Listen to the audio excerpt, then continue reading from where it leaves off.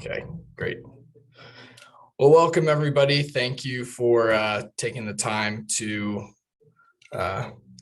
learn about what we got going on here. Make sure we're sharing the right screen.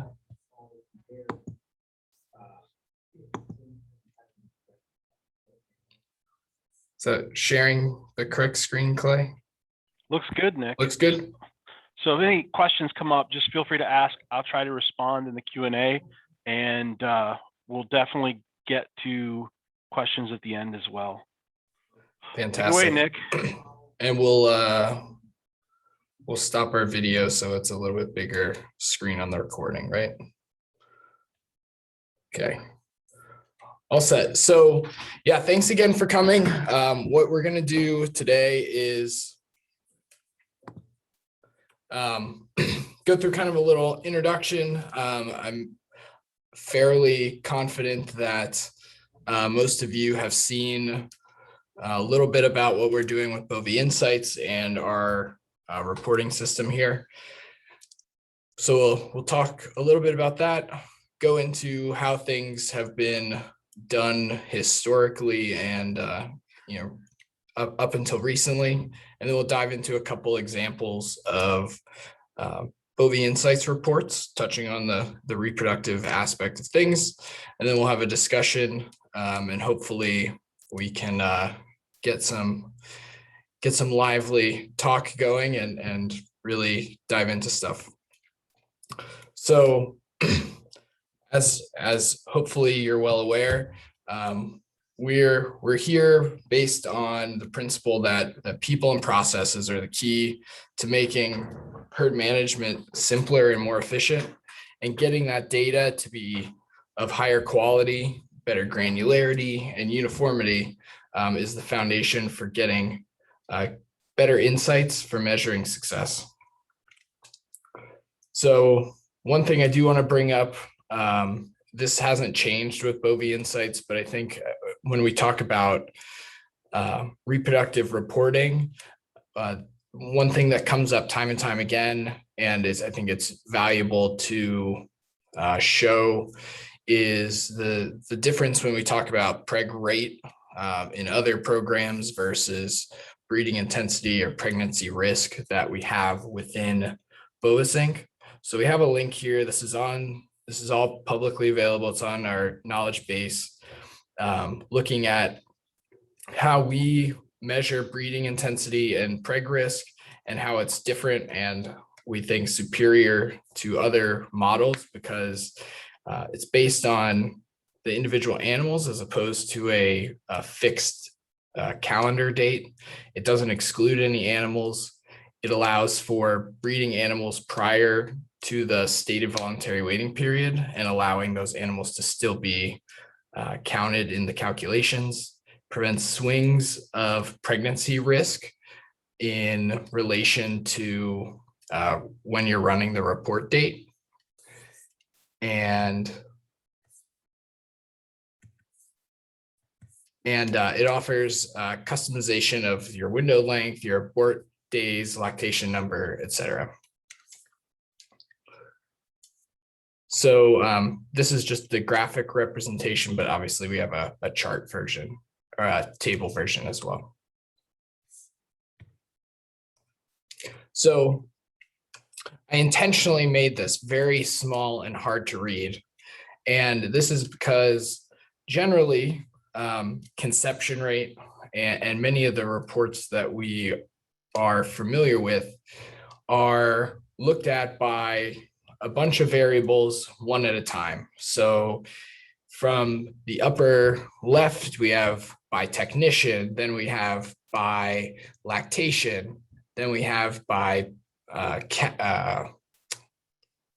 what's that one? Month, week, day of the week, cycle, protocol, sire, and breeding cycle, I believe, or by breeding code.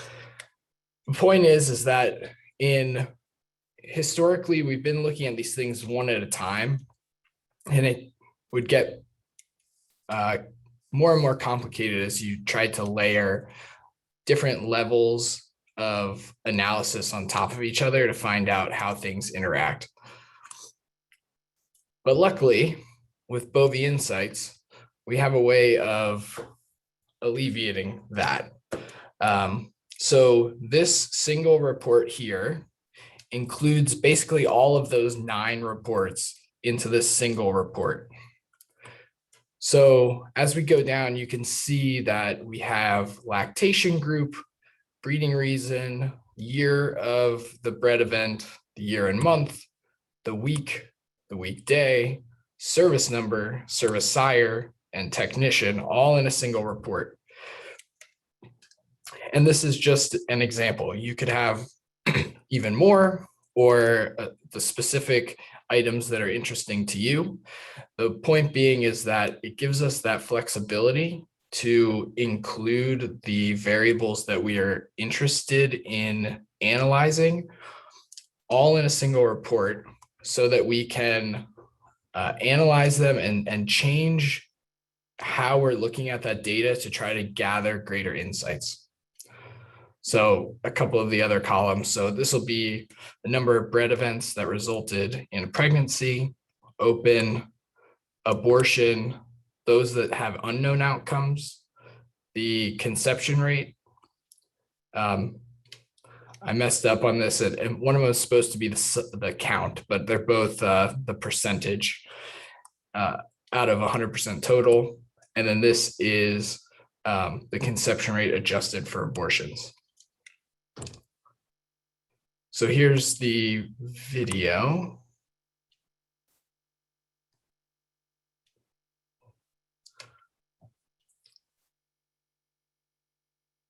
One moment.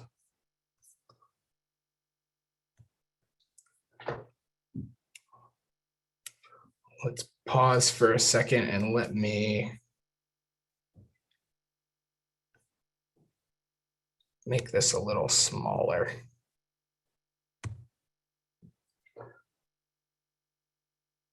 Sorry about that. One moment. It'll totally be worth it though.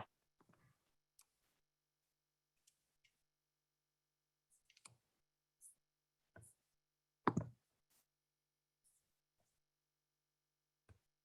think that ability to get all those reports into a single report, and you'll see in the video that you're able to make those transformations instantly in the browser without having to go back to the server, is what really makes it different.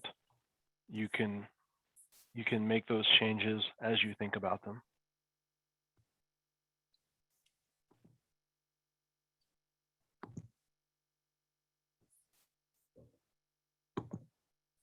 Okay, we're back. So this is that base report. You'll all have access to this. It's I made it into a global report, and I'm just showing the cursor of where conception rate is here, the percent of all the breedings that were within that grouping, and that conception rate adjusted for abortions. So now you can see here by clicking on that down arrow, you're able to choose what you want to do with each of these columns. So right now I'm just going to ungroup everything so you can see what the base kind of data looks like. The foundation of this report is an event report. So each line of the table is going to be an event. So in this one specifically, it's a bred event. Frequently will include implant events as well. And then you can look at your implant conception rates essentially, as well as bred events. And you see how each time I take away one of the groupings, it'll go to the next layer of groupings that are there. And you can see what their conception rates are and all the other data points for that grouping, which is pretty nice. So here we have this base data set, 4,000 events here. Now, let's say you wanted to look at conception rate by breeding reason. So all you would do is group by that bred reason. And now you can see all the different protocols that were being used for this farm or farms, because you can log into multiple farms at a time. And you can see that your conception rate is there. We'll just aggregate these values, so you can see there all the different ways that you can aggregate values. It's not just an average. You can do median, min, max, variance, all those sort of things. So now here we're just sorting by conception rate. So very quickly you can take this data set and look at, what is my conception rate by breeding reason, and get a very good sense of what is going on the dairy or dairies that you are working with, and look at how things are doing in that regard. Now, what we'll do next is look at, trying to remember what I did next. Group by lactation group. No, I think I did it by, yeah, I did it by this. So I did it by, so this is month and year. So now you can see that this is still getting sorted by the conception rate, high to low. Now we're gonna just click on that header and you're able to sort it by that event date and look at how conception rate has changed over time. Obviously, the most recent month that's there is not gonna have any results because the outcomes are not known yet.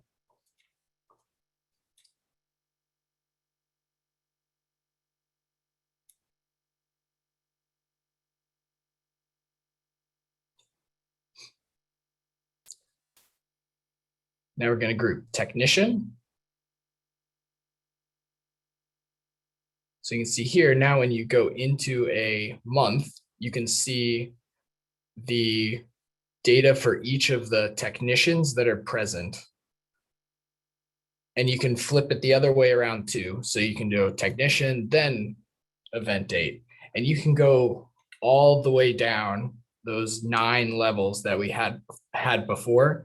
You can go all the way down deeper and deeper into the data, depending on how you want to look at things. I think about, having dairies that you work with, maybe they work all with the same AI service or same technician, and you want to see how the conception rates and results of that technician are between farms, because you can log into multiple farms at once and look at that individual's data through that lens. You can do it like that. Taking a bunch of farms together and looking at, how does my double OVSync compare to my pre-sync OVSync, looking at a bunch of farms at once, looking at it by service number, sire, all those things become really easy and really intuitive. And whenever you find the reports that you like, or the combination of things, it's not just a 2x2 sort of deal. You can go many layers deep.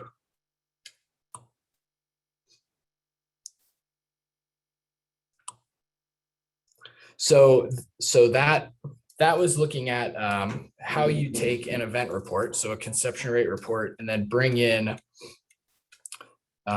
a variety of different variables that you can sort by and be able to really drill down into the data. The other type of report is going to be an animal report, where each line of that report is an individual animal. Now, oftentimes we want to know about farms, some basic information about how reproduction is on that farm at any one point in time. And this is going to be your most, this is going to be the way that you would get there. So here I'm just, the left-hand side is your global filters for the entire report. And I am going in and just making sure that this report is only applying to lactating cows. And you can see here it's loading each column as it comes in, instead of having to fetch and then refresh that entire report, which makes building these reports way quicker and allows you to play around with it without wasting your entire evening, which I'm sure everyone can be grateful for. So in this report, what I've done is I'm adding lactation group, the days open for that animal, the days in milk at first breeding for the current lactation, the calving interval, the age at first freshening in months, the percent that are less than 150 or that were diagnosed pregnant less than 150 days open, the percent that are currently open and greater than 150 days in milk, the percent that are currently open and greater than 300 days in milk, times bred, total lactation number, repro status, and breed, all in one. And just like before, this is going to be a situation where you can group and ungroup and look at data in a variety of ways that you're not able to in any other system or any other way of doing this, other than if you were to pull all the data out, put it into a pivot chart or something like that, and look at it in that way. So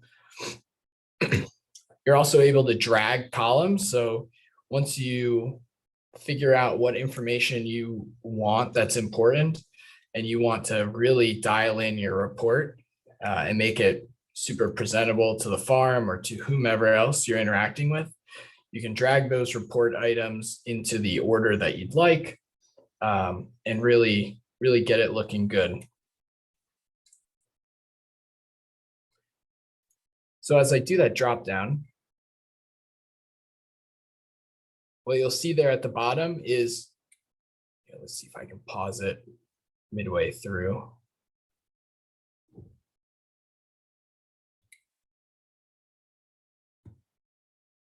So if we look here, that drop down gives you a variety of options that you can do for the current aggregation level that you're at. So what I want to do is there are items that I want to potentially group by, or I want to have information on that animal if I dive down completely to it, but I don't necessarily need in my report as a metric that's useful, but I still want it there if I need it. And so what I do is on that drop down at the fourth line down, you'll see remove column. That'll remove that column from the report entirely. And you'd have to go into that upper right-hand corner, add column, to add it again. But since I want it in the report, but I don't want it to show what the number is, I can go to the bottom and click remove, and that will prevent the number from being shown. But if you get to that bottom level of grouping, it'll still be there. So you can look at, okay, she's lactation group 3, but she's a 6th lactation cow, for instance. This also does a good job of showing what the other ways of aggregating or calculating that data are. So for instance, if you just wanted to look at days open by lactation group, you could have days open average, days open min and max, variance, standard deviation, mode, all of those as separate columns, all in the same report, which I think is kind of nice.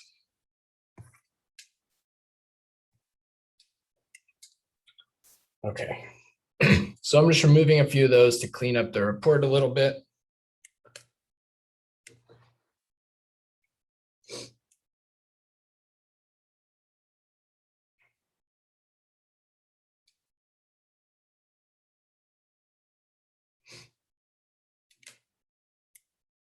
This is kind of a take on a report we made for a client that was getting nominated for DCRC, and there were a variety of items that that they needed to get nominated, and able to fit pretty much all of it onto a single report, which is, I think, pretty neat. So here we see when you open up lactation group 1, now you can see all the animals that are lactation 1 within each of those pens and the data that applies to them.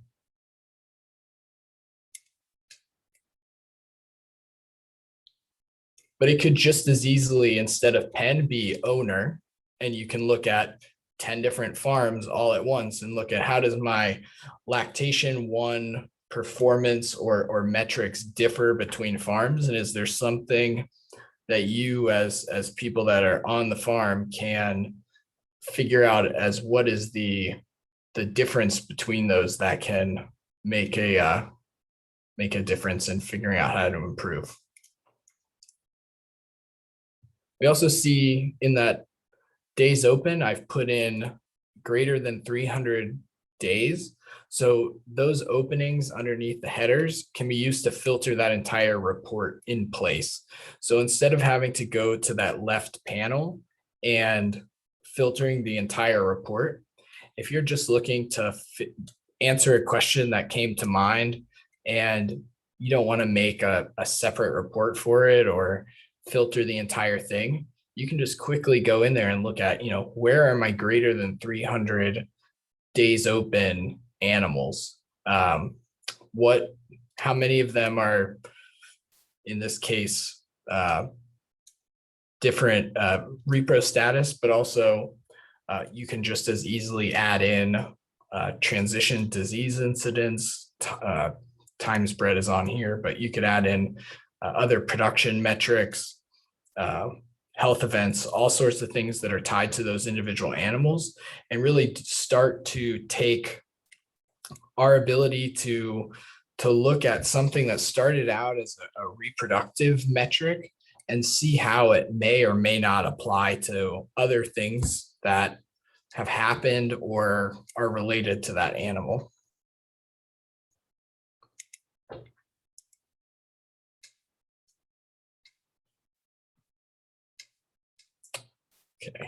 Okay. So, like I said before, both of these I made global reports.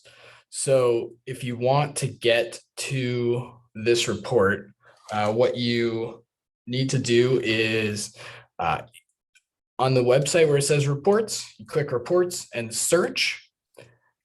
Make sure it's checked where it says global reports. And you can type in repro webinar or any of the words that make up these reports, and you'll see both of those reports that I showed today on there. So you can kind of use those as a starting point. Additionally, the links are here. We'll supply them as well. If you want to pull out your phone and scan the QR code, it'll go there as well.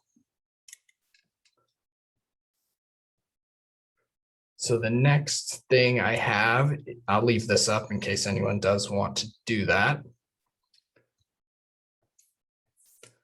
But my next thing is basically just discussion. I think the last couple webinars, I think I got a little too in the weeds going into tiny details about how to do the reports. I want to give others the opportunity to ask questions, and we can dig into those questions, and hopefully this kind of basic review of what we have going can give you a little bit of inspiration as to what is possible. Nick, we had a question about the reports and how you repopulate it with new data in the future. So like I'm guessing is if you create the report today, you save it, and then a month from now you want to load it.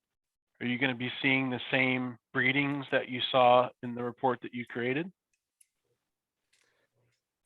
So the in that left-hand side where I made some of the lactation filtering, the there's a report date and a start and end date option as well. So most of those are going to be relative dates. So if you load this now and then you load it, 3 months from now, it's going to be a different report because the start date, I think, is 400 days ago. So it's relative to that report date. I think I'm pretty sure we can save them as absolute dates, right, Clay? So we can do like January 1st, 2020 to January 1st, 2021. But that's typically not how we would create the reports. Oftentimes, if you're trying to create like a report for invoicing, say you have an arrangement based on breedings in the month of March, you could literally create that report. And in support, I've gotten in the habit of just naming it like very directly whenever I use the absolute dates. I'll just say what it is. These are all the breedings in March, for instance. I think that's the one use case that seems to make sense to me.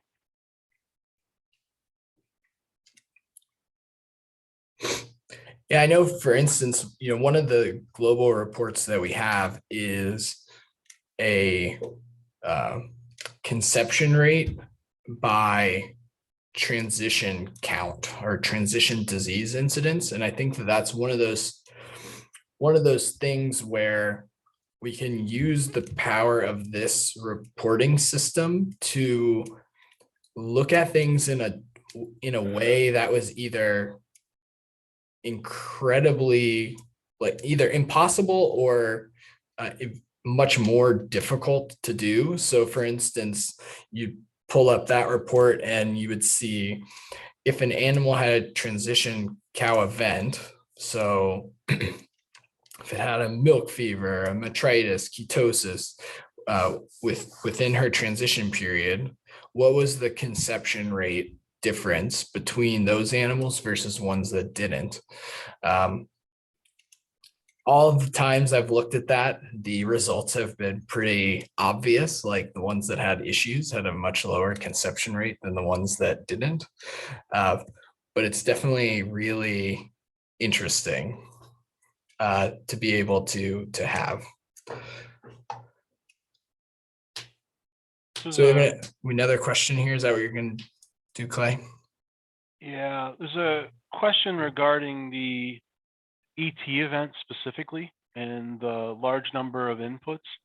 I think the question is about the variable numbers of data that we can put to an event. I think that's it.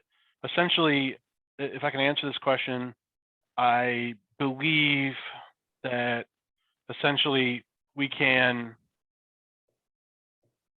there's a limited number of items associated with each event. We can add more if we request them. Do you want to try to answer that, Nick?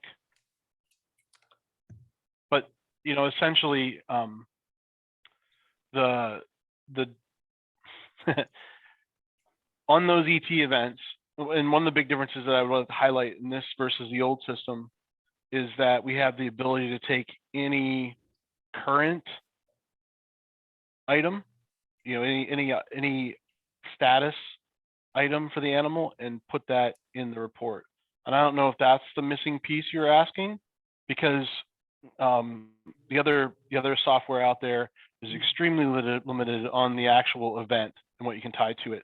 We have essentially the ability to add unlimited amount of stuff in notes, plus we have a number of fixed items associated with the different event sets. So, one thing that is different is the ability to add any animal report item back to the event report. I don't know if that answers your question or not.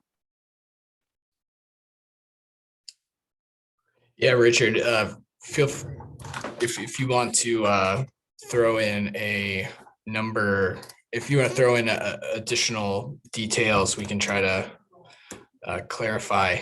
There's still, like, when you enter the events for like ET events, you'll still be prompted for dam, sire, embryo quality, how it was produced, all those sort of things are there, and those can be reported on. So yeah, that's still there. But like Clay was saying, the ability to kind of tie back all those animal bits of information to the event reports, so that you can group based on a bunch of different animal criteria that aren't part of the event recording process already, I think makes it pretty interesting. I don't know if you saw it, Nick, we got another question about how to export information into Excel. So there is a option to do exports on the left-hand side of the menu. You'll have two options, CSV or PDF, and it will download whatever the status is you're viewing. At whatever is open, it'll download it immediately. That is rendered in the browser.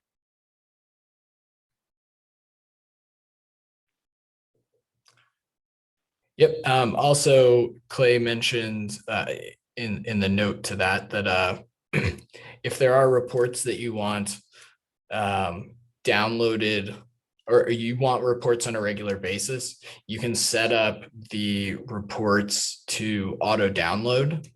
So we have instructions for that, but basically you can set up the reports to download at whatever frequency that you would like, and it can save directly onto a folder in your computer, so that you'd have either continued reports that you maybe want to overwrite the reports, but also you can set it up so that it can create a log, essentially, of the monthly reports, month end reports of what the herd demographics are, the herd detailed reports that you're interested in would have. Oh, and by the way, everyone can save user reports. The user reports are tied to your user account, not the farm account. So don't be concerned about saving over the reports at the farm. You can certainly save those. As before, if you want to generate just a URL up to the right of the title, that's certainly possible too, and you can save that. That URL will work indefinitely to load that report at that specific setting right there. And here would be where you would go to reports and then search. You did have a question that came through about not seeing that or not having access. If anyone is having struggles or can't find or is confused about how to get at some of these things, don't hesitate, just reach out, and we'll provide you with some references that should be able to help, or spend a few minutes kind of getting you going, so you can better utilize the service, and at the end of the day provide insights to the people you work with.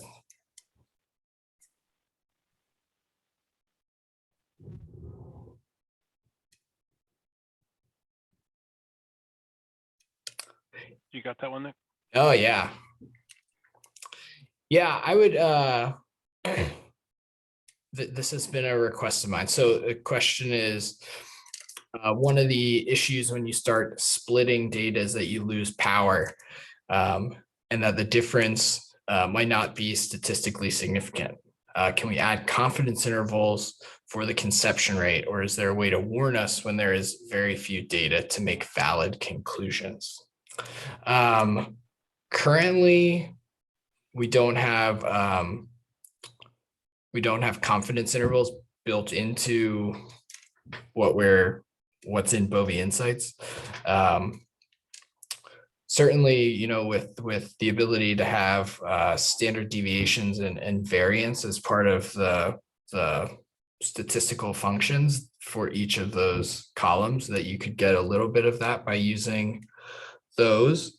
But I think that one of the benefits, if I can look at this glass half full, is that as you get to smaller and smaller segregations of that data to where it wouldn't be statistically valid, one of the benefits of BoviSync and one of the benefits of being able to do data warehousing with BoviSync, where we can take in data from other services, is to not just be looking at a farm that has a few thousand breedings, but maybe you're looking at 10 farms, 20 farms, 100 farms, 200 farms, where even when you're 5-6 levels deep, you're looking at thousands of breedings, and you can start to make very interesting, if not conclusions, at least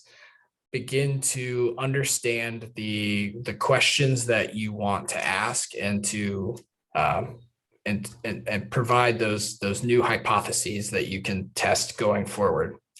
We've done a lot of this with a group we work with, where we have several hundred farms that are all aggregating their data together, and instead of having to take a variety of backups and Excel sheets and stuff like that, and spending the time to pull all that together, we now have auto downloads set up that regenerate weekly, and some custom reporting that I've built as well. So now you're able to look at how things are proceeding on nearly 1,000 farms, and that's something that could never be done in any sort of timely manner with any other system that I'm aware of.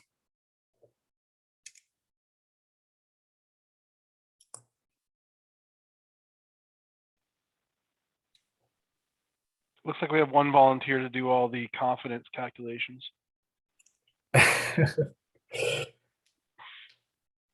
Be careful what you ask for, Mark.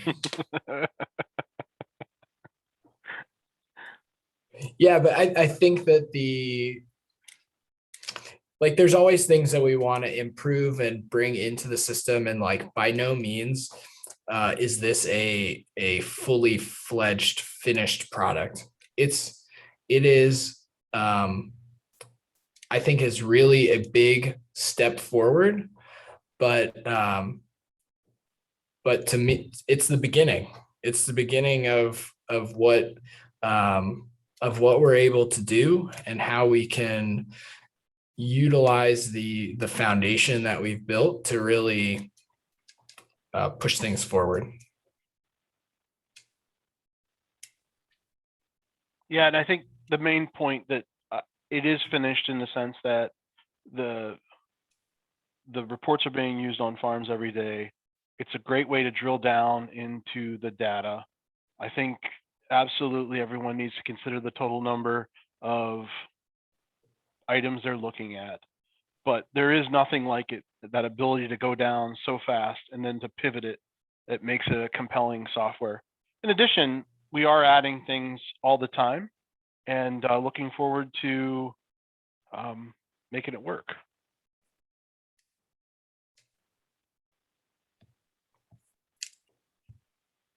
And we do recognize, I think one of the things that has come up, and I want to at least put a comment out there about it, is while we are continually adding farms and growing the amount of people that are able to use BoviSync, we also understand that a lot of you that work with many farms, BoviSync might only be one or two of them, and that learning something new can be time consuming at times, and We don't want you to be frustrated or feel that you're not able to get the data from BoviSync that you feel like you should. So if you ever run into those issues, again, don't hesitate to reach out. We'd rather spend a few minutes giving you some guidance and giving you a head start than have you feel some frustration with learning something new. I think in the long run, though, the amount of time savings from creating these reports, the ability to have them work on any BoviSync farm that you have,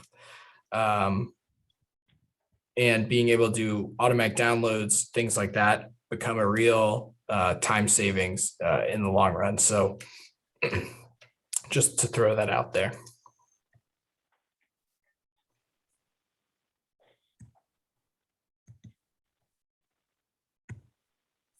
I think that's all the questions we have, Nick. Fantastic. Thanks everyone for attending today.